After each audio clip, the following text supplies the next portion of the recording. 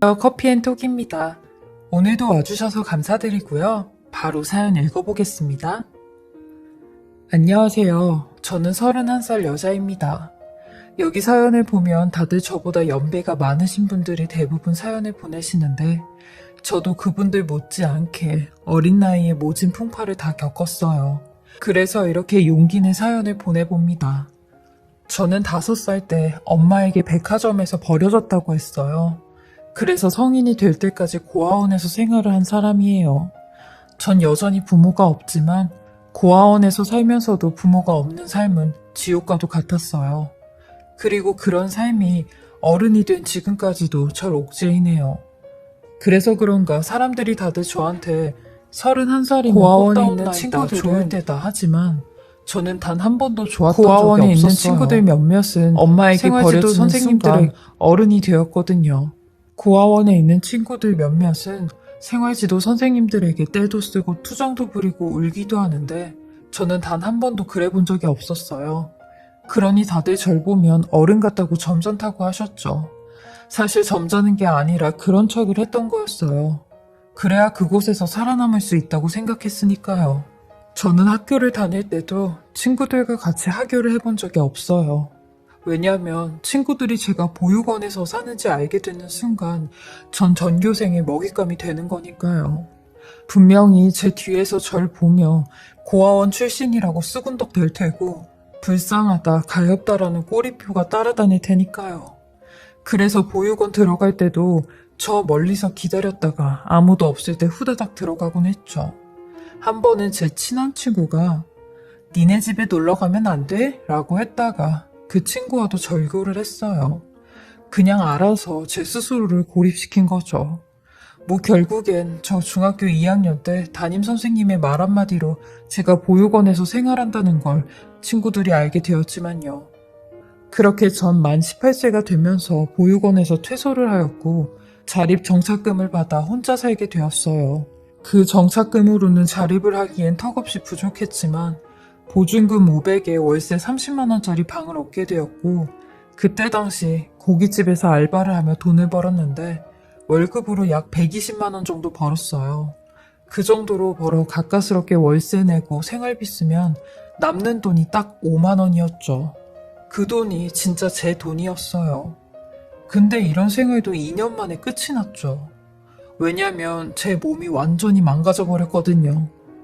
항상 몸이 피곤하고 답답하고 그래서 힘든 일을 하니까 그런가 보다 싶었는데 어느 날 혈뇨를 받고 병원에 찾아갔는데 이미 그땐 몸이 망가질 대로 망가진 상태라고 했죠. 만성 신부전이라는 병명을 듣게 된 겁니다.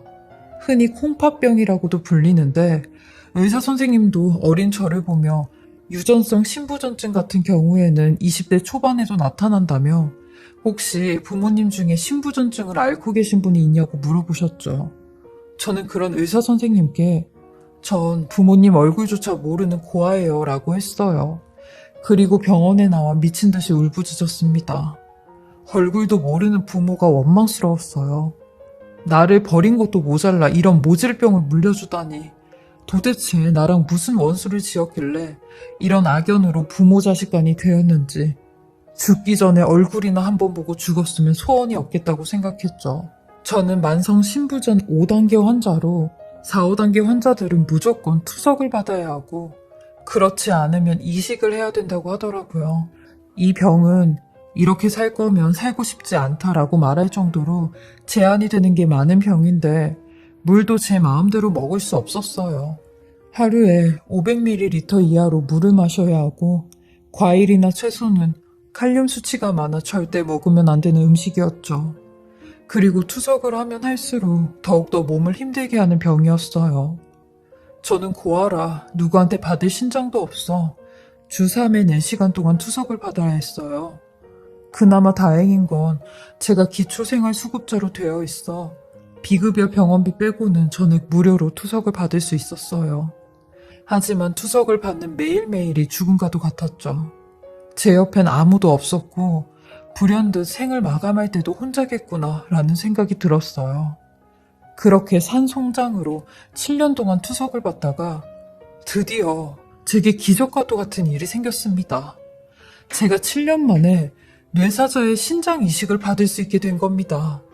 저한테 그 누구도 신장 이식을 해주는 사람이 없었기에 장기 이식 관리센터에 신청을 해놓았는데 7년 만에 저와 조건이 맞는 기증자가 나타났다고 정밀 검사를 하러 오시라는 전화를 받게 된 거죠. 그 전화를 받는데 얼마나 가슴이 철렁하던지 매번 선택이 떨어졌다는 연락만 받다가 이런 연락을 처음 받은 거였죠. 당연히 정밀 검사 후 제가 떨어질 수도 있는 상황이었지만 왠지 모를 느낌이 좋았어요. 무엇보다 이런 전화를 받은 자체가 제 인생의 가장 행복한 순간이었어요. 그리고 전 아주 감사하게도 뇌사자의 신장 이식을 받을 수 있었습니다. 다시 삶의 희망이라는 게 생기는 것 같았어요. 수술 비용은 대략 1,000만 원 이상이 든다고 했는데 수술의 상황에 따라 더 들 수도 있다고 했죠. 저는 기초수급자라 어느 정도는 환급이 된다고 했는데 100%는 안 된다고 했어요. 수술비가 당연히 부담스러웠지만 수술 받고 싶었습니다. 몸이 건강해지면 그때 돈을 벌어서 병원비를 갚아도 늦지 않다고 생각을 했거든요. 그리고 이렇게 찾아온 기회를 돈 때문에 놓치는 건 싫었어요. 저도 여느 20대 후반 여자들처럼 예쁜 옷도 입고 여행도 다니고 남자친구도 사귀어보고 싶었거든요. 그리고 수술을 받고 제가 열심히 사는 게 신장을 주신 분과 그 가족분들에게 갚는 일이라고 생각했습니다. 비록 비밀 유지 조항으로 서로 얼굴은 볼 수 없었지만 저라는 사람에게 희망을 주고 가셨으니 평생 열심히 살아야 하는 의무가 생긴 거죠. 그리고 이런 저한테 어느 간병인 봉사자가 간병을 해주겠다고 했대요. 어디 단체에 소속된 건 아니고 그냥 개인이라고 하는데 평생 살면서 받아보지 못했던 복을 이제 받는 것 같았습니다. 그렇게 많은 분들의 도움으로 전 수술을 받게 되었고 입원을 했는데 그 간병인 봉사자도 저를 찾아오셨어요. 딱 봐도 50대 정도 보이는 젊은 여성분이셨죠. 그분은 제게 본인 소개를 해주시는데 저도 젊은 나이에 만성 신부전증을 앓다가 뇌사자분의 기증으로 신장 이식을 받은 사람이에요. 그래서 저랑 비슷한 분들이 계시면 간병 봉사를 하고 있어요. 이렇게 봉사하면서 제가 받은 감사한 마음 베푸는 게 도리라고 생각이 들어 이렇게 봉사를 하고 있어요. 라고 하시는데 정말 저와 같은 사람들한텐 본보기이신 것 같다고 했어요. 저도 수술을 받고 건강해지면 평생 좋은 일을 하면서 살아야겠다고 했죠. 그리고 나서 봉사자분이 저한테 조심스럽게 말을 꺼내시더라고요. 보호자님은 안 계시냐고 하길래 저도 제 얘기를 쭉 했습니다. 살면서 제 개인적인 얘기를 아무한테도 한 적이 없었는데 그날은 괜시리 누군가에게 기대고 싶었나 봐요. 보호자도 없이 수술을 받으러 간다는 생각에 서글프기도 하고 제가 살아온 지난 날들이 파노라마처럼 스쳐 지나가기도 했어요. 그래서 처음 본 그분 앞에서 울면서 얘기를 했어요. 저는 사실 고아예요. 저 5살 때 엄마가 저를 백화점에다 두고 가셨대요. 근데 저는 이상하게 그때의 기억이 하나도 안 나요. 심지어 엄마 얼굴도 모르죠. 엄마 얼굴이라도 안다면 어디 길거리에서 만나도 알아볼 텐데 일부러 그러지 못하게 하려고 저를 매정하게 두고 가셨나 봐요. 그것도 말도 제대로 못하는 애를 말이죠. 보육원 선생님이 제 이름을 물어봤는데 발음이 부정확하더래요. 그래서 그때 제가 말한 발음 그대로 제 이름이 되었어요. 제가 각신이라고 했다는데 곽씨인지 박씨인지 모르겠어서 그냥 박신이가 되었대요. 제 친엄마라는 사람 엄청 매정한 게 본인 딸 이름 하나도 적어두지 않고 버릴 정도면 그건 사람도 아니지 않나요? 이런 부모를 원망하며 저 정말 힘들게 살았는데 21살 때 만성 신부전증이라는 진단을 받게 되었어요. 저한테 이런 병만 물려주고 떠나신 거죠. 라고 했는데 제 얘기를 들으신 그 봉사자분이 하염없이 눈물을 흘리시는 겁니다. 그러더니 점점 주체를 못하시는데 저도 놀랐어요. 한편으론 제가 살아온 얘기에 이렇게까지 눈물을 흘려주시는데 감사하기도 했죠. 괜찮으시냐고 물어보니 미안하다며 내가 요즘 갱년기라 감정 컨트롤이 안 돼서 이렇게 주책 없이 눈물이 잘 나요. 놀랬죠. 미안해요. 라고 하시는데 이런 봉사자분에게 저도 모르게 진심이 툭 튀어나왔어요. 이런 엄마가 옆에 있었으면 얼마나 좋았을까요? 라는 말을요. 그러니 그 봉사자분께서 눈물을 더 흘리시더라고요. 제가 불쌍하고 안쓰러웠는지 밤낮으로 병원에 상주까지 하시며 절 보살펴 주셨어요. 수술실에 들어가는 그 순간까지 제 손을 꼭 잡아주셨는데 그때 마주 잡은 그분의 온기를 아직도 잊질 못해요. 참 따뜻하시더라고요. 다행히 저는 성공적으로 수술이 잘 되었고 회복도 빨라 컨디션도 좋았습니다. 제 수술을 집도하신 선생님도 아마 젊어서 회복이 빠를 거라고 하셨죠.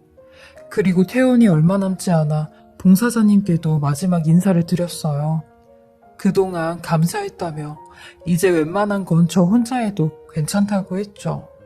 그렇게 마지막 인사를 드린 그날 밤 저는 봉사자님에게 믿을 수 없는 광경을 보게 되었고 그 자리에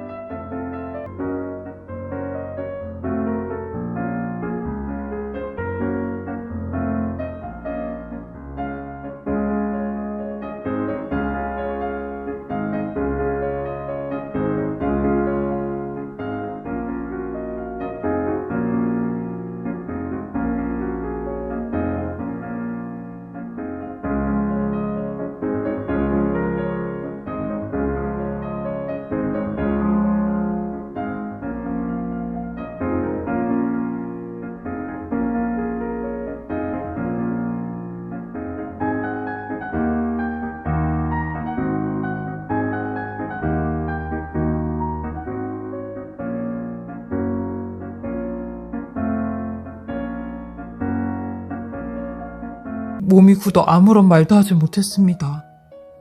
아니 새벽에 누군가 제 머리를 쓰다듬는 듯한 느낌이 들었었어요. 꿈을 꾸는 줄 알았는데 곧이어 무슨 소리까지 들려오는 겁니다. 제가 고아원 생활을 오래 하다 보니 잠기가 매우 밝거든요. 그래서 잠이 깨 어스름한 병실을 둘러봤는데 세상에 봉사자님이 제 가방에 손을 대고 있는 겁니다. 뭘 꺼내고 넣고 하는 움직임이 보이는데 분명히 그날 아침에 저랑 마지막 인사를 한 사람이 여기서 뭘 하고 있는 거지 싶었어요. 그 모습에 어이가 없어 지금 뭐 하시는 거세요? 라고 했어요. 그러니 제 목소리에 경기를 하시며 가방에서 다시 뭔가를 꺼내시는 겁니다. 저는 그 손에 들린 거 그거 뭐냐고 했어요. 어두컴컴한 1인실 병실에서 조용한 정적이 흘렀고 곧이어 봉사자님의 흐느끼는 울음소리가 들리는 겁니다. 그러더니 신혜야, 네 이름은 신이가 아니라 신혜야. 그리고 내가 네 엄마야. 라고 하시는데 지금 무슨 소리를 하고 있냐고 했어요. 그러니 병실 불을 켜며 핸드폰을 꺼내 저한테 어떤 사진 한 장을 보여주는 겁니다.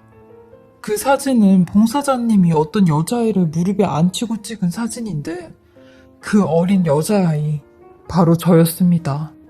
제가 입을 못 다물고 있으니 이분은 아주 차분히 얘기를 이어나가셨고 그렇게 듣게 된 이야기는 충격 그 자체였습니다.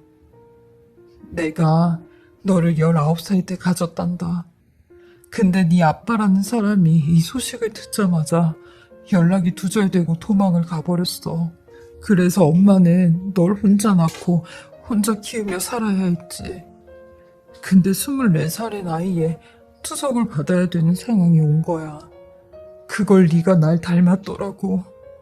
근데 이렇게 아파버리니까 도저히 널 키울 수가 없겠더라고.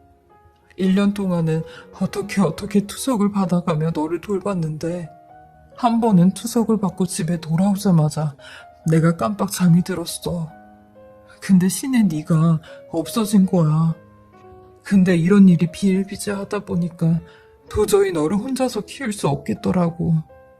그래서 신장 이식 받을 때까지만 신의 너를 보육원에 맡기려고 했는데 나도 어린 마음에 부자 동네에 있는 백화점에 너를 두고 오면 혹시나 부잣집 마나님들이 너를 데리고 갈 수도 있겠다는 생각이 들어서 백화점에다 널 두고 온 거야. 라며 가슴을 치시는데 저는 믿을 수 없다는 듯이 고개만 저어댔어요. 엄마는 처음 제 얘기를 듣자마자 제가 본인 딸임을 확신했대요.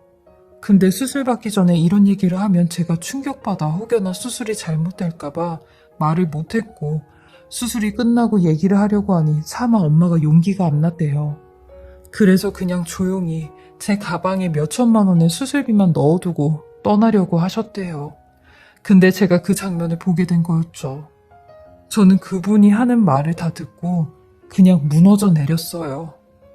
엄마는 제 앞에서 무릎을 꿇으시며 내가 죄인이라고 널 버린 것도 모자라 이렇게 아프게 만들었다며 이 돈이라도 받아달라고 내가 해줄 수 있는 게 이것밖에 없다고 하시는데 전 그런 엄마를 일으켰고 조용히 손을 잡고 하염없이 눈물을 흘리며 엄마 너무 보고 싶었어. 너무 그리웠어 라고 말했습니다. 저는 제가 엄마를 만나면 악에 바친 증오 섞인 말을 할 줄 알았는데 증오보단 그리움이 더 컸나 봐요. 그리고 21살에 엄마가 이해가 됐어요. 제가 아팠던 나이도 그때였는데 제 몸 하나 건사하기 힘들었거든요.